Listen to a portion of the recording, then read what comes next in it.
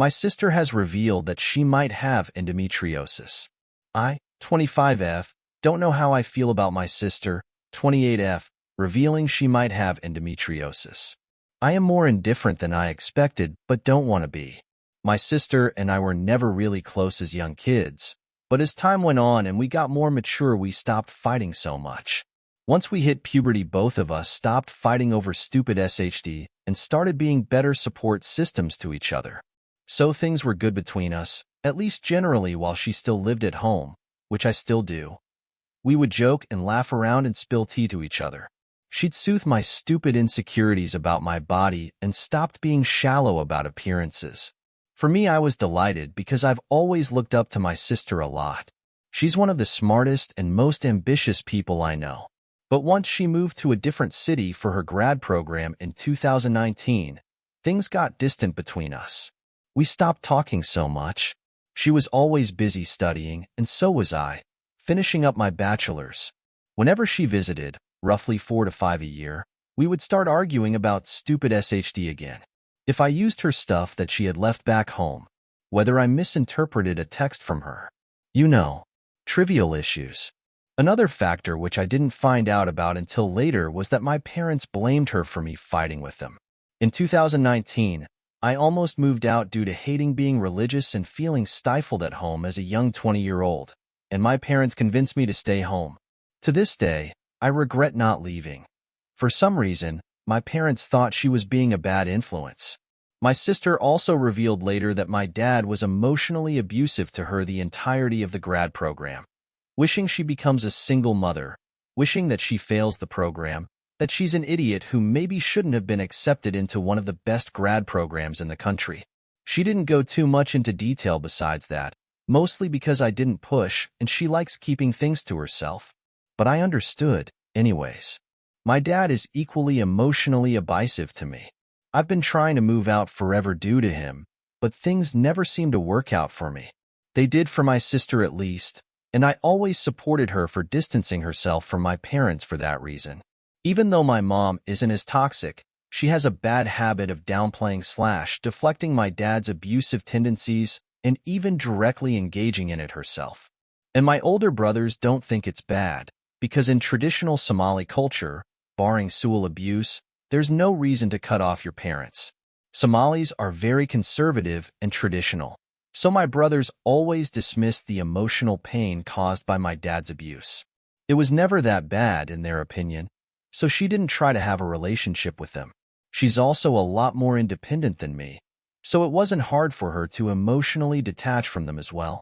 My sister is not a super emotional person, and there's only so much pushing you can do before she completely shuts down, but I always tried to show her that I'm here at least.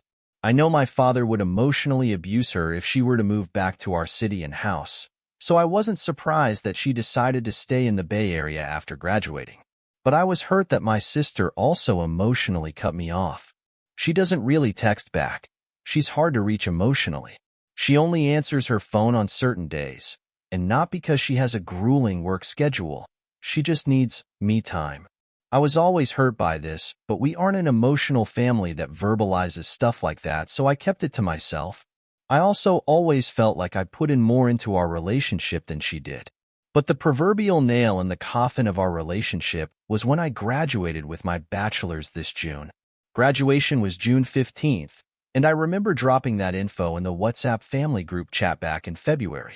My sister had verbalized that she couldn't come at the time, and at first I had dismissed it, mostly because I was busy being a super senior. I was diligently job hunting and busy with friends, etc. She had only briefly told me about some program she paid for happening that day, but I at first was fine with this. I forgot about it until the day of graduation, when she texted me congrats, and I was irritated that she wasn't there. But after I graduated, disappointment set in. Delayed anger finally hit. What was the program?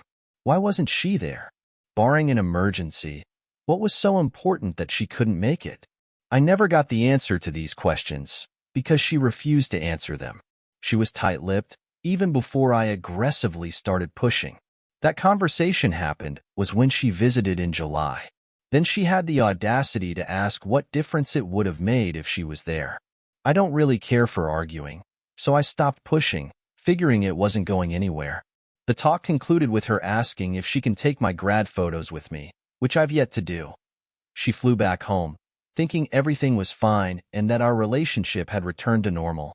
I watched her go into my dad's car with no intention of including her in my grad photos and resentment still churning in my stomach. But I'm still very angry. Rather, bitterly disappointed.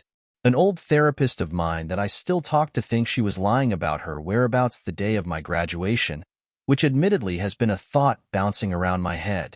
When my sister called the beginning of August, stating she might have endometriosis, and she finally has an explanation for the extreme cramping pain she's been struggling with off and on for the past year, I didn't know what to think.